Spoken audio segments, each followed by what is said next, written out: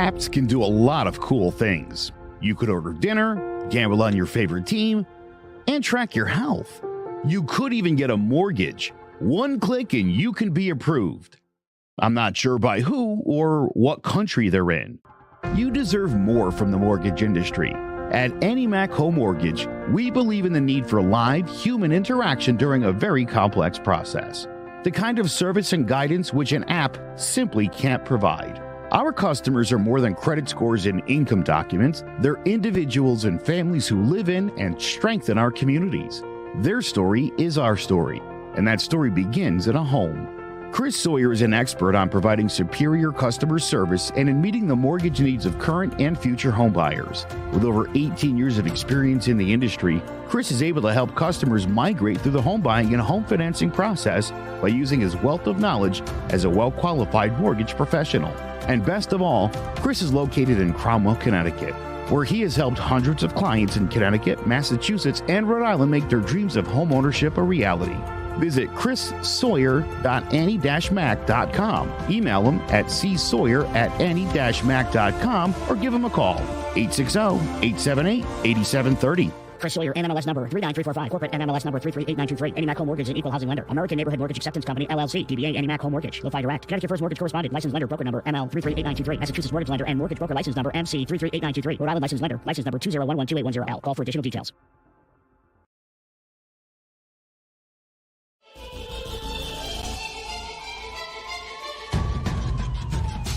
Throwing jabs, always full send. Here we go again. Jared, Joe, and Jay's Clover Crest, top three corner man, punching in with a puncher's chance. We find a way to win. The main event, locked it in every Saturday at 10. The overhand is out of hand when it comes to fisticuffs.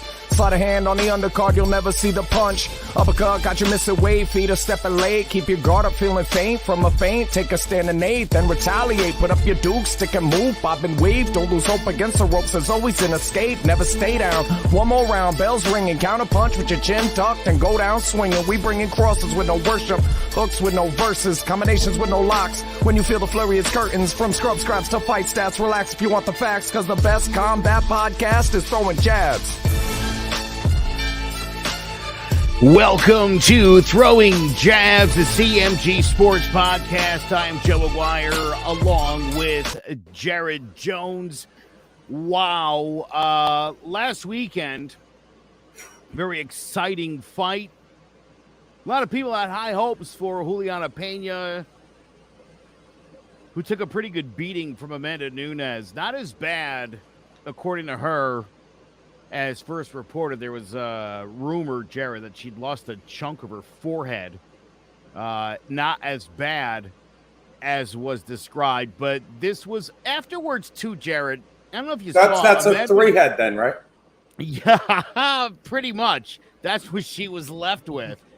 After the fight, Amanda Nunes said, I didn't want to finish her. I wanted to beat her brains in for 5 rounds and prove.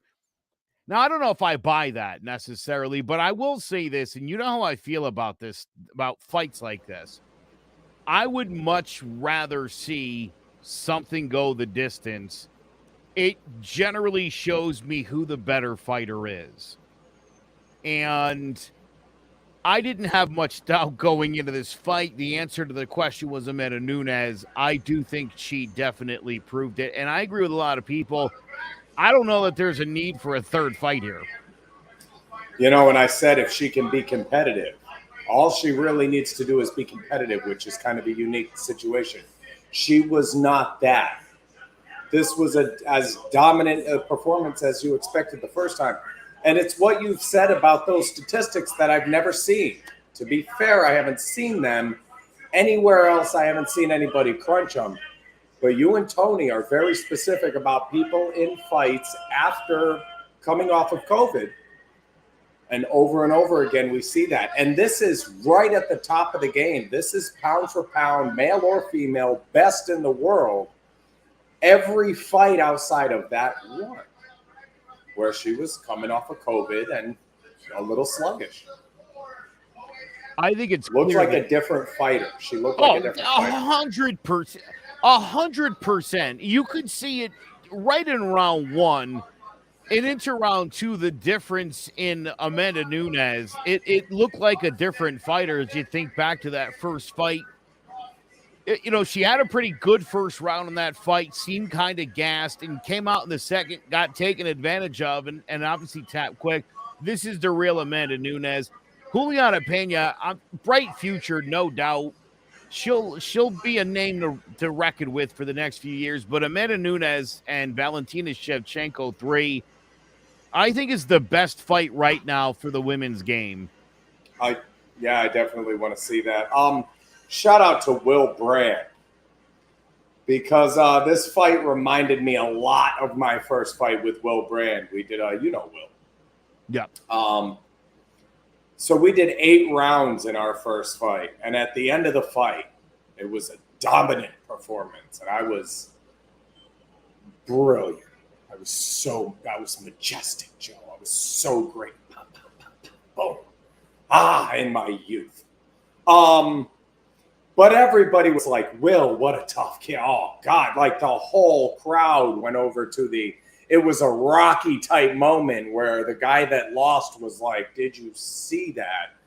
Pena is one of the toughest human beings walking the face of the earth right now. That to take a whooping like that, and to be fair to Nunes, it looked a couple times like she didn't want to stop her and she wanted to punish her. She went to the ground by choice and not by knockdown. Like by takedown and not by knockdown. If you wanted to be on the ground and thought you could finish it that way, why not jump there after you knock her down? There were a couple times I thought I had the under, and I thought she let her off the hook a few times. Yeah. Maybe it's because I had the under, but when she was saying that afterward, I wanted to really punish her and prove I'm the best in the world. Take her soul. Well, whoo, girl. Damn. Speaking of main events, Brandon Moreno finishes Kai Kara France in the third round to claim the interim UFC flyweight title. Hate these interim titles. This one seems extremely unnecessary. This fight kind of feels like that as well. I know a person or two who thought maybe Kai Kara France had suddenly reached elite level status in the sport and Jason, had a chance. Who else? Jason Obi? It wasn't a lot of people. Clearly, again, this is a situation where Kai Kara France, I don't know that there was much he was going to be able to do. I don't know that there was he doesn't have that level in his fight game to fight somebody like Brandon Moreno. It's unfortunate, but just how this sport shakes out. And you know, I mean, what do you got to do? You got to give these guys their title shot, especially when you got Figueiredo out. What else can you do? And you get this, and it's Jared, it seems to me like, and as someone who's been in the fight game, let me ask you your thoughts here. Like, Kai Kara France kind of knows going in, he's a long shot. Vegas knew he was a long shot. Everyone knew he was a long shot. He earned his way to this title fight. Is it, I guess like an actor, is it an honor just to be nominated? Or do you go in thinking like, I'm going to pull off this upset? It's an honor just to be nominated. Okay. I mean, yeah, this is a decent human being by all accounts, but as far as a fight fan and a podcasting member of the media, I didn't care then, and I don't care anymore now. I like that. This is he's slightly above average. I mean, that might be a little harsh, but a title contender, an elite level fighter, I've never seen him as that. I haven't once in his career seen him like that, and I think Moreno showed us that. Just picked him apart and finished him.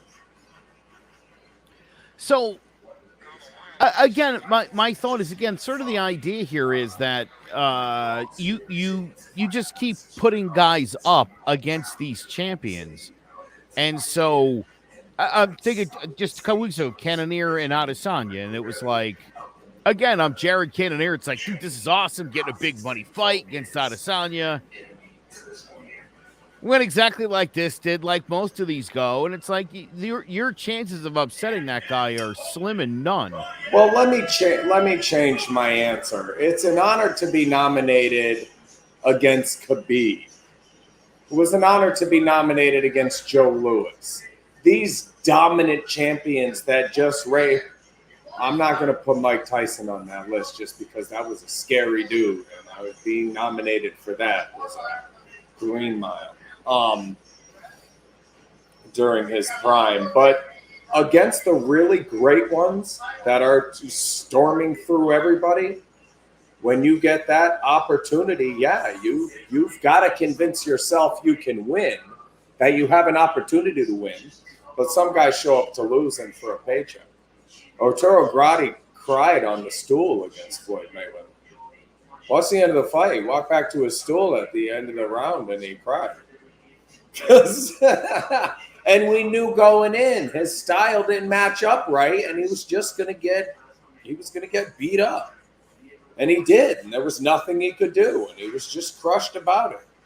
Our blood and guts warrior, our guy that will come up in every conversation that every knowledgeable boxing fan ever has about heart, walk back to the corner and cry. Yeah, I'd say it's an honor just to be nominated. Well, it looks like clearly the showdown with Figueiredo for a fourth fight is clearly right around the bend. Moreno had to win this fight, which he easily did, and it puts them on a collision course for a fourth fight. I don't know how I feel about that. I mean, again, you look at Max and Volk. Like, should they just keep fighting until Holloway wins? Like, what happens here? That's part of what got me out of the game, brother. Watching Frazier and Ali, their trilogy, with a knowledgeable eye, having been in the ring. And it's one of the saddest things. This game will get you to where you can go and keep you there. Gotti Ward, Vasquez Marquez. You get to that spot, and they find that if you find that guy, we're gonna put some miles on. And yeah, it kind of does make sense. If that's all that's there, they're part of each other's legacy. I love Mickey Ward's quote about his movie. I don't know how you write my story. You did my life story and left Arturo Gatti out of it. I don't know how you do that. Stipe Ngannou 3, to me, is the most necessary fight in the UFC. And again, I'm going to base this on their first fight was a 5-round domination in a big boy ring. Smaller ring, Ngannou with the second round knockout. I'd like to see them go a third time in a big ring or big octagon and settle that one. I feel like that's one of the, like, for some reason Stipe lost it. Everybody was like, he's out. That's very dismissive of a champion. For no, and I understand Dana doesn't like him, but just even the fans, it's like everybody wants John Jones. Who? Or any other heavyweight. You can't dismiss Tom Aspinall here. Let's not just completely dismiss him. And Cyril Gahn. Let's be fair. He won a round or two, right? Yeah. I'm not opposed to either one of those guys against going Gahn. All right. We're going to take a quick break. We still got UFC Fight Night. Thiago Santos versus Jamal Hill. We'll do that tail of the tape. Also, Virgil Ortiz Jr. Undefeated takes on undefeated Michael McKinson on DAZN. We'll preview that. Jared's got a very special flurry. And next, we've got a really cool Who You Got. It works out that Jace isn't here. He actually put it together It's the Who You Got, Jared versus Joe. We'll explain it next. There's no bigger investment than home ownership. And to make sure the house is up to your standards, you need a professional to look it over. Brian Flanagan from Shamrock Home Inspections is a licensed home inspector and a member of the Connecticut Association of Home Inspectors. Brian was a contractor for over 15 years, so he knows how homes should be constructed and how mechanicals should work. What makes me a good home inspector was the 20 years that I was a home improvement person, doing all the different repairs that I have done and what other people have done wrong that I had to go out and fix. So I have a pretty quick eye on seeing what's right and what's wrong. Before you move, call Shamrock Home Inspections. Before you make the biggest investment of your life, call Brian Flanagan from Shamrock Home Inspections at 860-268-2566 or visit shamrockhomeinspectionct.com. All right, here it is. It's the Who You Got. It's Jared versus Joe. We each get to pick a fighter that would represent us in the ring. Now, you and I actually talked earlier tonight and decided to modify this even. We were going to pick a fighter who reminds each guy of the other. I'm going to let you start. What fighter would you say represents you in the ring? Well, here's a spoiler alert. My Who You Got, my Fight of the Night, and my Puncher's Chance are all the same guy.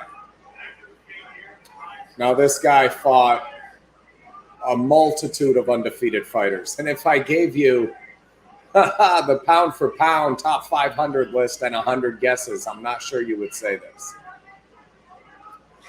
A lot of undefeated fighters on his record, a lot of tough guys, didn't get any baby gloves.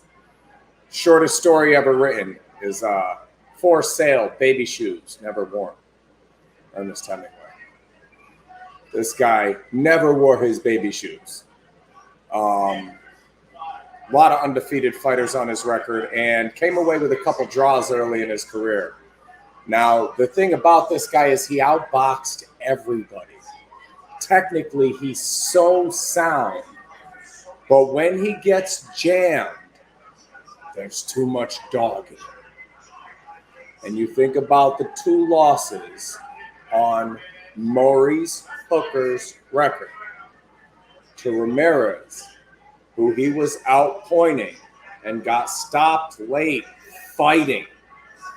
And the only way he was actually going to lose the fight, he was drawn into that fight and lost. And then Ortiz Jr., let's be fair, he lost more rounds than he won, but there were times when he outboxed a kid I've never seen outboxed before. He hit Ortiz Jr. harder than I've ever seen him hit before. And if he ever puts it all together, can he outbox all of those guys and win all of those fights? The answer is yes. He just keeps getting drawn out a little bit. There's too much dog in him. Got to keep his head on straight. And when he does, he is literally one of the best in the game. Who you got? Maurice Hooker, most like me. Puncher's Chance, Maurice Hooker minus 220 over Blair Cobbs. And Fight of the Night, Blair Cobbs is a dog, too. All right. As we had modified this, which fighter represents me in the ring? I'm going to talk about a guy that was supposed to go away, that had his glory and was supposed to go away and kept modifying his attack, his strategy, updating it for a modern game. Man, excuse me. My boy, Joe, I love you, man. Bernard Hopkins. Bernard Hopkins. The versatility and just the ability to adapt and grow with the things that were thrown at him in a way that you watch the game outgrow people all the time. The greatest fighters among us are just outgrown by the game. Chuck Liddell, Tyson, Ali, the greatest. outgrown by the game. And in a time when you're in the field of technology and it's growing so rapidly, and you've taken some of the hits you have, to keep finding a way to win, it's inspiring. And you're going to keep doing it, just like B-Hop, longer than anybody else. Amen. I love that. That's awesome. All right. Who you got representing me in the ring? My very initial thought when I read this was Tom Aspinall. Because like Tom, I would be knocked out in 15 seconds. Just go right to the ground, clutching my knee. Fight's over. Blow the whistle. Then I thought on it a little bit, and I thought, who would represent me in the ring? What kind of fighter would I be if I was to be in a fight? And I thought about the perfect guy, Nate Diaz. I love everything about that. First of all, I could take a punch. You know? I've been hit before. I've been down and out, no quit. That's Nate Diaz. Also, if I'm doing well, you'll know it. I can be a little arrogant. Bat flips for walks. I've seen it myself. And if I was beating somebody's ass, there's a good chance I would throw some version of a slap just for the humiliation factor. So to me, throwing the weed, it's got to be Nate Diaz. I respect that. Now, for you, I've actually come up with 3 different fighters. 2 are boxers and 1 is an MMA guy. And I'm going to start with the boxers. The first guy is Tyson Fury, because you're bald. Just kidding. It's because you're supremely confident, you're very intelligent, and your psychological game is on par with that master. Wow, you're good. I respect that. Here's the second guy, Bud Crawford. An amazing human being, an amazing fighter, an amazing father. I don't know a lot of people that are all 3 of those. That's something else. Last guy, Max Holloway. Heart of gold. And the respect of everybody who you come across. That's a rare thing. And I was just talking to the class I teach the other day. You know, I remember I sent you guys the video, the Ortega Holloway. That in the middle of the hellacious beating that Max Holloway was putting on Brian Ortega, where he destroyed his orbital bone and put Ortega out of business for 18 months. There's a point in the 4th round where Max sort of stops the fight for a minute, and he takes Ortega's hands and he positions them and then slowly throws the left right so Ortega can block him. Like, dude, I'm going to keep throwing this. Put your hands up. I don't want to hurt you anymore. That was in a championship fight.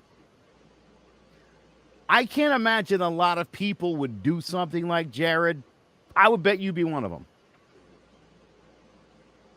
Well, I guess my response to that is I'm trying to build a place where people can experience the fight game like that, where they're not all championship fights. And that's one of the issues is you have to take that out. This is a business. Khabib did one of those with just engaging. You've seen it a couple times. There's compilations of guys pointing to the ref. There was an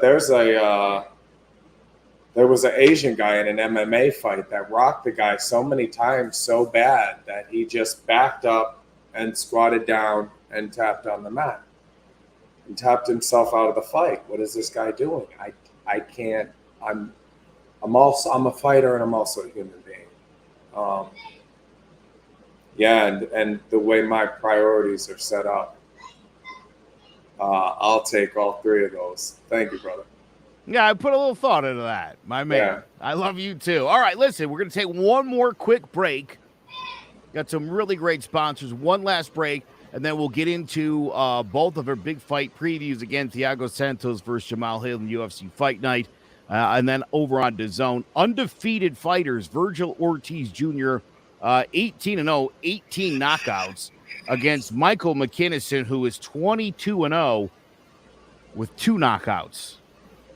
I think we're going to be talking about the power coming up right after this. We can expect another wet summer in Connecticut, and that means more mosquitoes than ever. If you don't have your home serviced for mosquito control and you find you're spending most of your outside time swatting those little pests, or you did have your yard sprayed but you still have bites all over your body, you're in luck. Mosquito Shield of Central Connecticut provides the best value in mosquito control services because of how they treat your yard using the Mosquito Shield tailored treatment system. All mosquito control service is not the same. They don't use a fixed schedule or an identical product, one-size-fits-all service program. You can't control mosquitoes on a set number of sprays or visits. Unlike the competition, Mosquito Shield of Central Connecticut will service you for the season, whatever it takes to provide superior results. The promise has awarded them an industry-leading customer retention rating of 90%. Visit MosquitoShieldCNCT.com to schedule an appointment with Wade DeCesare and enjoy the rest of the summer mosquito-free. Tonight, the UFC returns to the Apex in Las Vegas for UFC on ESPN 40, featuring a light heavyweight fight in the main event between Thiago Santos and Jamal Hill. Let's break it down. Thiago Santos is 38 foot 2 with a 76-inch reach and a record of 22-10 with 15 knockouts. From Rio de Janeiro, Brazil, Santos was born into extreme poverty, taking up capoeira and Muay Thai to defend himself as he lived in the most dangerous part of the city. After serving as a paratrooper in the Brazilian army, he made his MMA debut on October 10, 2010 with a unanimous decision.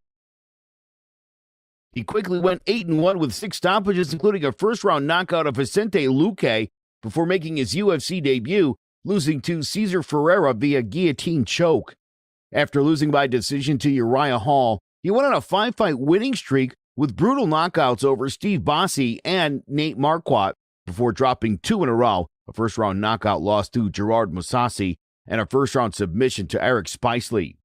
He bounced back 5 months later, scoring a spectacular spinning wheel kick knockout of Jack Marshman and followed that up with vicious knockouts over contenders Gerald Marichard, Jack Hermanson, and Anthony Smith.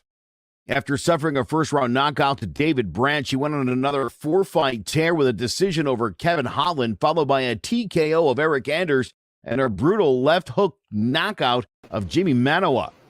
On February 23rd, 2019, he headlined UFC Fight Night, engaging in a highly tactical and exciting fight with Jan Blachowicz before catching the future light heavyweight champion with a left hook as he rushed in and finished him off with ground and pound.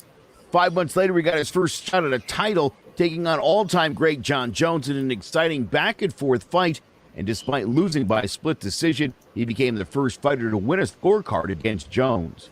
Following the fight, he underwent double knee surgery as he sustained a torn ACL, PCL, meniscus, and cracked tibia. After recovering from a bout of COVID-19, he took on #1 contender Glover Teixeira in another exciting brawl, and despite almost finishing Teixeira a couple of times, he lost via rear naked choke in round 3. 6 months later, he dropped a unanimous decision to Alexander Rakic in a fairly lackluster fight. In October of 2021, he ended his 3-fight skid with a tentative and cautious victory over Johnny Walker. However, on March 12, 2022, he took on rising prospect Magomed Ankalaev, getting both outstruck and out-wrestled en route to a unanimous decision loss. A well-rounded and technically proficient striker, Santos has an exceptionally high ring IQ and possesses explosive power in both his kicks and punches. Jamal Hill is 31 years old. He's 6'4" with a 79-inch reach and a record of 10-1-1 with 6 knockouts. From Grand Rapids, Michigan, by way of Chicago, Hill, a natural athlete, passed up on a potential career in basketball while attending Davenport University in order to pursue a career in MMA, making his professional debut in September of 2017 with a unanimous decision over Alex Davidson. He then won his next 4 with 2 knockouts before getting invited to compete on Dana White's Contender Series 21, earning his UFC contract with a 3rd-round knockout of Alexander Popek. He followed that up with a unanimous decision over Darko Stoisic, and in May of 2020 scored a first-round knockout of Kilton Abreu, which was later overturned to a no contest after Hill failed a post-fight drug test. He returned 7 months later, taking on Ovince St. Preux, stopping the UFC veteran in round 2 with a barrage of punches. The following year, he suffered his first loss to Scotland's Paul Craig, getting taken down early in the first round and then having his left arm snapped in an armbar while absorbing punches and elbows before the referee finally called a halt to the action. He bounced back just 6 months later, blowing out Jimmy Crute 48 seconds into the first round with an explosive one-punch counter right hook. And on February 19, 2022, he headlined for the first time, scoring a savage first-round knockout of Johnny Walker, dropping him with a right to the temple, followed by a 1-2 as he fell awkwardly against the cage. A dangerous southpaw who can move fluidly between stances, Hill uses his height and reach well to pick off his opponents at distance, landing his unorthodox shots from seemingly any angle. Will the technical proficiency and years of experience against the very best be enough for Santos to prove that he still belongs among the best at light heavyweight? Or will the devastating power and unorthodox style of Hill be too much for the veteran as he continues his rise to the top of the division? Tune in Saturday night to UFC Fight Night Santos versus Hill, and let's find out. All right, Jared, Thiago Santos has lost 4 of his last 5. He's achieved gatekeeper status, a great career, nothing to be ashamed of, but this guy comes into the fight, Jamal Hill, 10-1. Boy, turned poor Johnny Walker into a meme. It feels to me like The sleep. yeah. It feels to me like this is pretty well set up for Jamal Hill to step up into the big boys. Oh yeah, yeah. These guys both beat Johnny the Sleepwalker. Anklev, I'm pretty excited about. I think Santos loses. I guess he's a gatekeeper, but he's not winning this fight. Don't take Santos. That plus 300 or whatever it is might be enticing. This is Jamal Hill. It's got to be Jamal Hill. I really hope so, or it's neither. Because it's not Santos. It's not Santos anymore. We were just talking about Bernard Hopkins and how he had that very unique rise during a time when the game was outgrowing all of the people on his level. All of his peers were being outgrown by the game. This is one of the guys being outgrown by the game. Santos, that doesn't work anymore.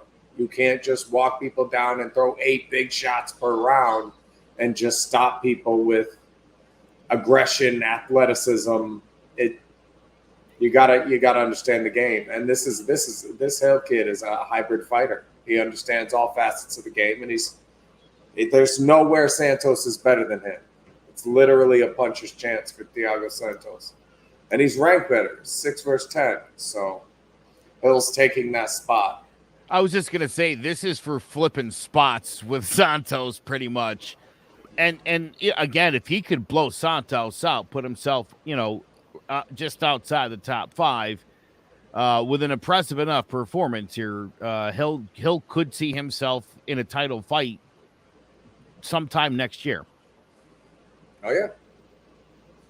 It's one of the only guys to be excited about in the division. Who else do you want to see? That is very true. Yeah. Well, again, we've been kind of hoping for some new blood here, and I think Ankalev, Prohashka's the champ. I like him. Teixeira, Blachowicz, Rakic. These guys are Anthony Smith and Santos and Dominic Reyes. They've been around forever. Yep. Ozdemir, Paul Craig, Jamal Hill. Those are the guys I want to see.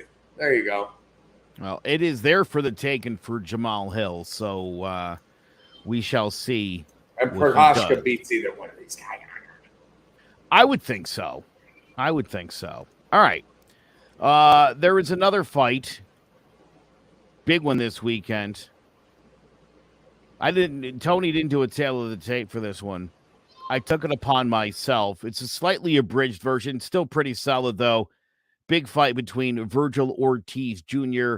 and Michael McKinson, the battle of the unbeatens. Here's the tale of the tape. Night championship boxing returns to the Dickies Arena in Texas, featuring a welterweight fight between undefeated fighters Michael McKinson and Virgil Ortiz Jr. Let's break it down.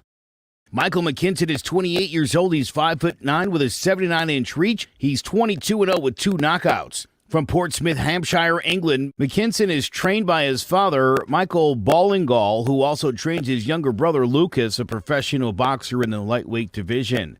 McKinson made his professional debut in October 2014 with a decision win.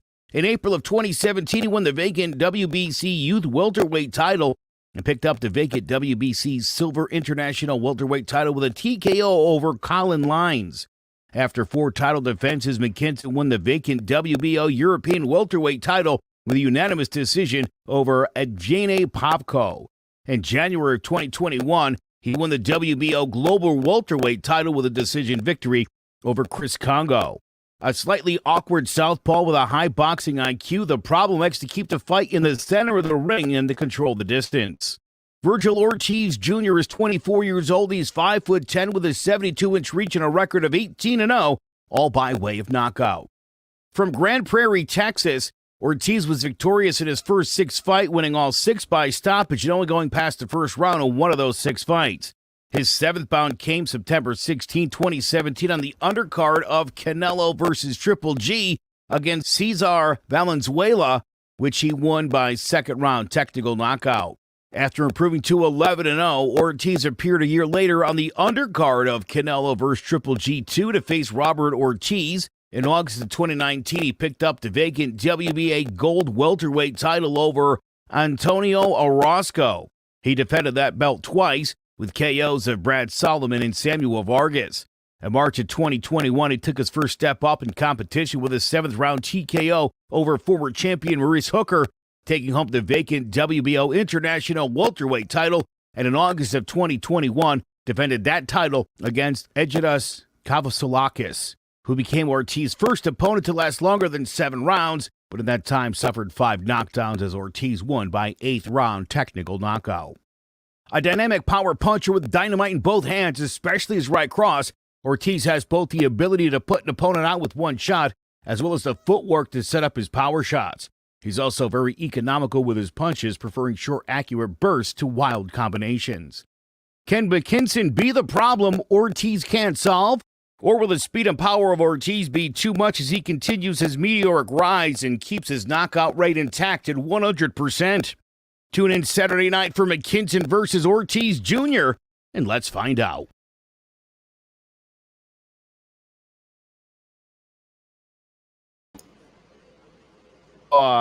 Having gone through your guy Virgil Ortiz Jr.'s fights, I got to tell you, he hits hard, he hits fast, he's accurate, the footwork is off the charts, dynamite in both hands. The guy he's fighting, Michael McKinson, is also undefeated, but he's scored 2 knockouts in his career. I think when you get to a certain level in this sport, if you can't bring the thunder, you're going to have a really hard time winning championship caliber fights. So 11% knockout ratio? Yes. Is that right? Yeah, I got to tell you, dude. When I saw that. 9. No, it's 9. Oh, it's 9? 9. I don't think I've never seen a knockout rate so low. I was rather stunned by that. Well, and it means you can't help but think about the mileage. You know, you think about a banger like Ortiz trading shots to get his off so that he can get that 100% knockout ratio, 9% knockout ratio, and you're going 4 rounds for 10 fights or 8 fights and then 6 rounds. And now you've been 10 rounds for your last 8 fights and don't have any stoppages, all decision wins, 8 fights, 10 rounds. Every fight he's had since 2017 has gone the distance. That's which crazy. means 80 rounds. 2017. Just some quick math here. Way more fights for Ortiz. Wow. And 1, 2, 5. Yeah. No. Not. Yeah. A third of the rounds.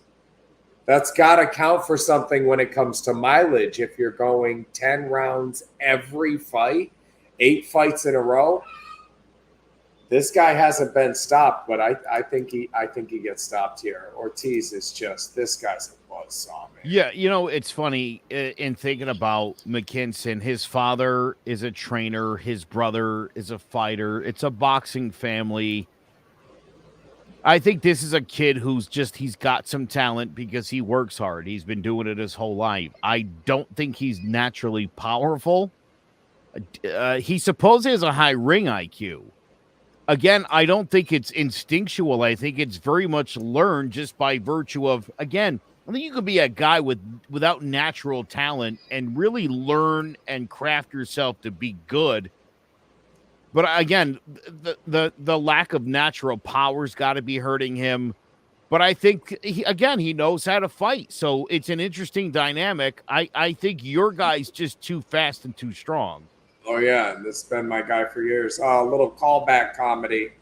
I hope McKinnison finds it an honor just to be nominated. The thing is that this is the right next step for Ortiz Jr. If you know any of these guys, Mauricio Herrera, dog, will get in there and trade with you, finished in 2 rounds.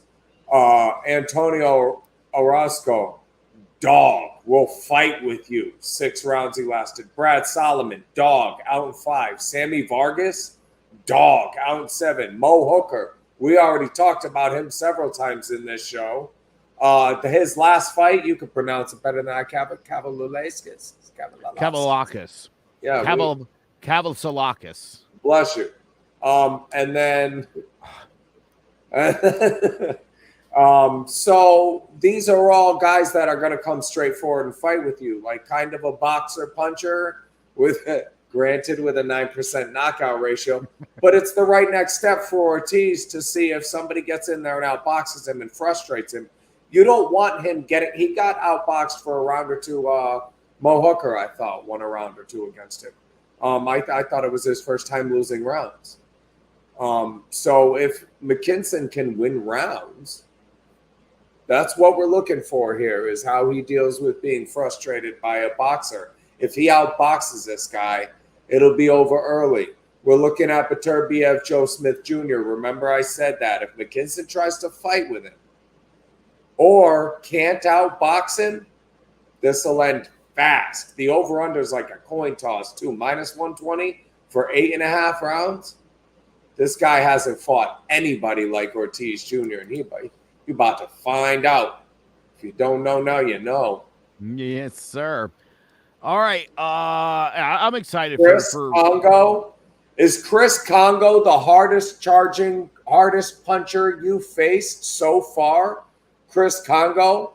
Yeah. And it was 6-4, 6-4, 7-3. He won some rounds.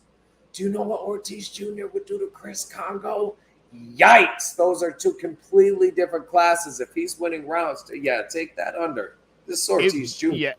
It very much seems like McKinson, I'm telling you, I think he's just good enough of a boxer that he's able to win just enough of the rounds. I don't think he's out there blowing anybody out.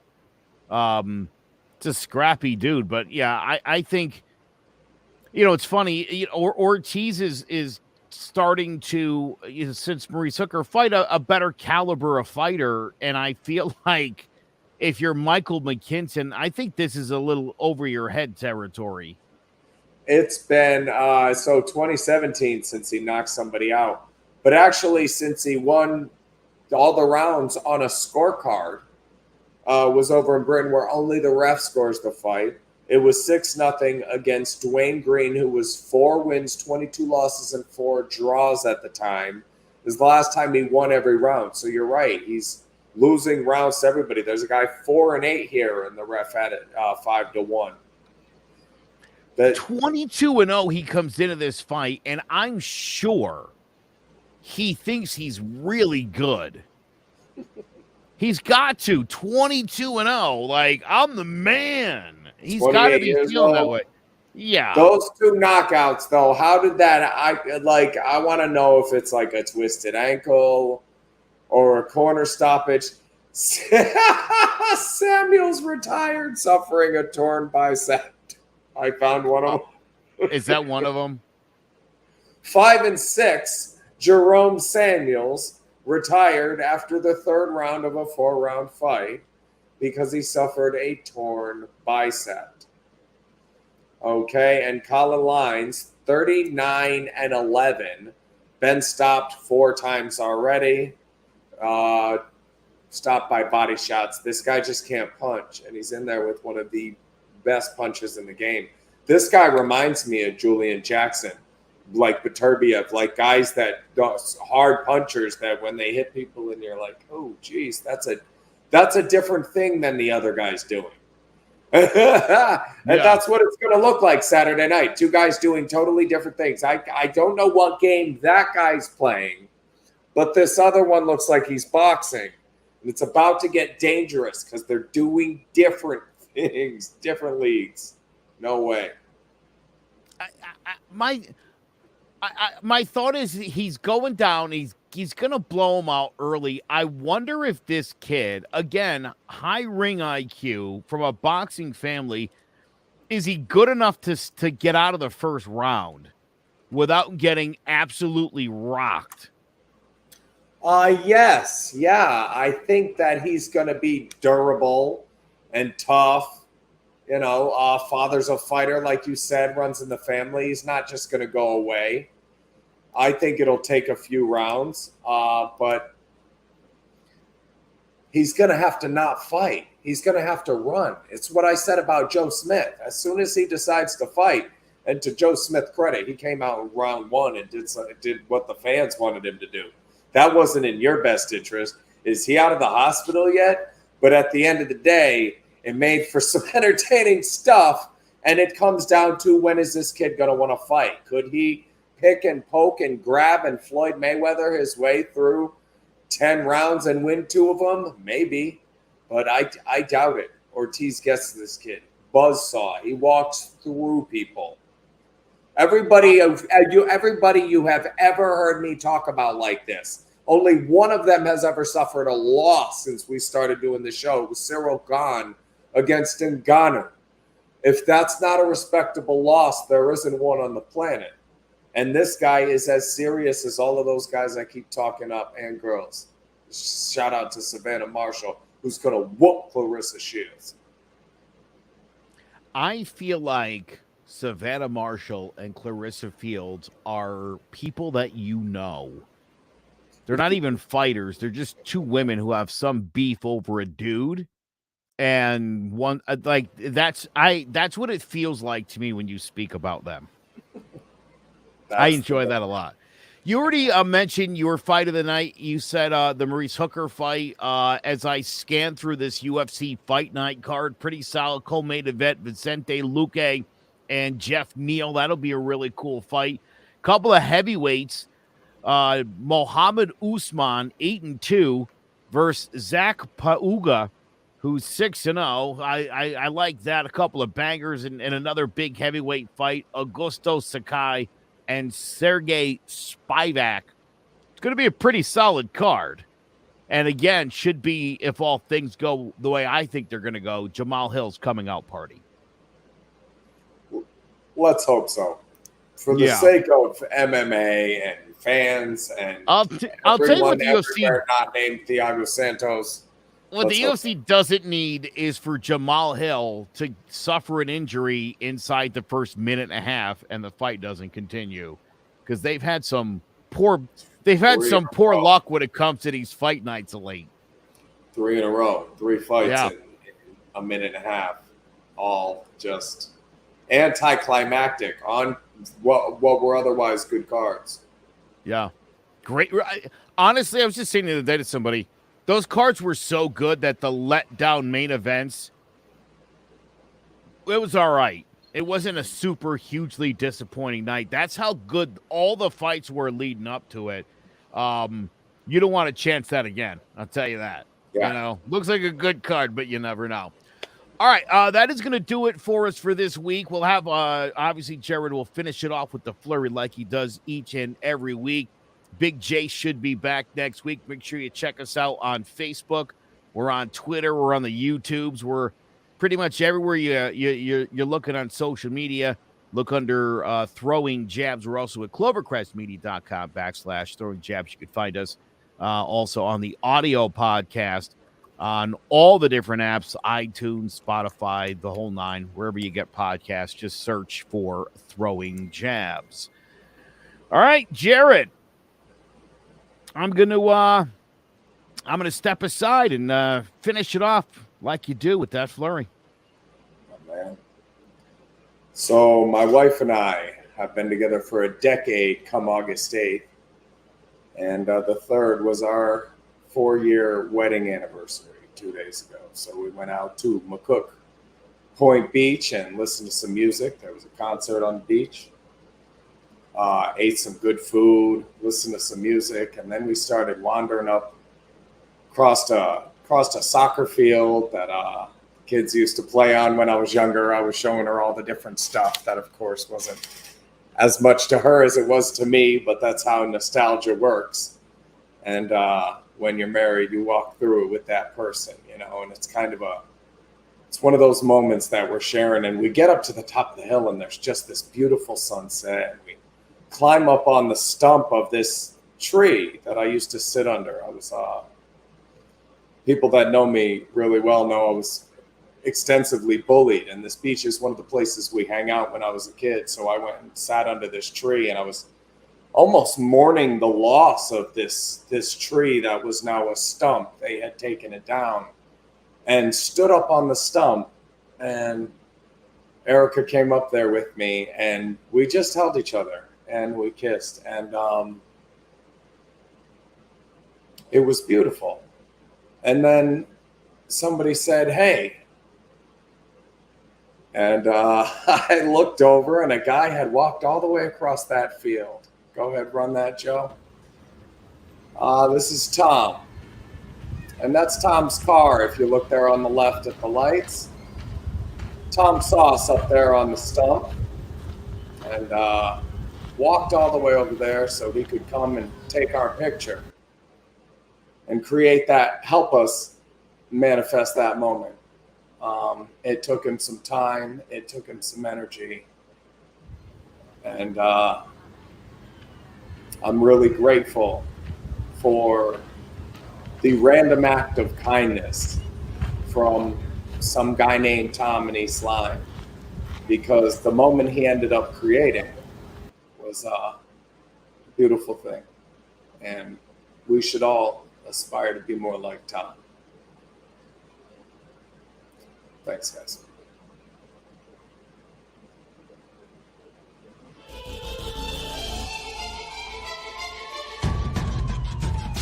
Throwing jabs, always full send. Here we go again. Jared, Joe, and Jay's Clovercrest, top 3 corner man, punching in with a puncher's chance. We find a way to win. The main event, lock it in every Saturday at 10. The overhand is out of hand when it comes to fisticuffs. Slide a hand on the undercard, you'll never see the punch. Uppercut, got you missing weight, feet are stepping late. Keep your guard up, feeling faint from a feint. Take a stand and eight, then retaliate. Put up your duke, stick and move, bob and weave. Don't lose hope against the ropes, there's always an escape. Never stay down. One more round, bells ringing, counter punch with your chin tucked and go down swinging. We bringing crosses with no worship, hooks with no verses, combinations with no locks. When you feel the flurry, it's curtains. From scrub scraps to fight stats, relax if you want the facts, cause the best combat podcast is Throwing Jabs.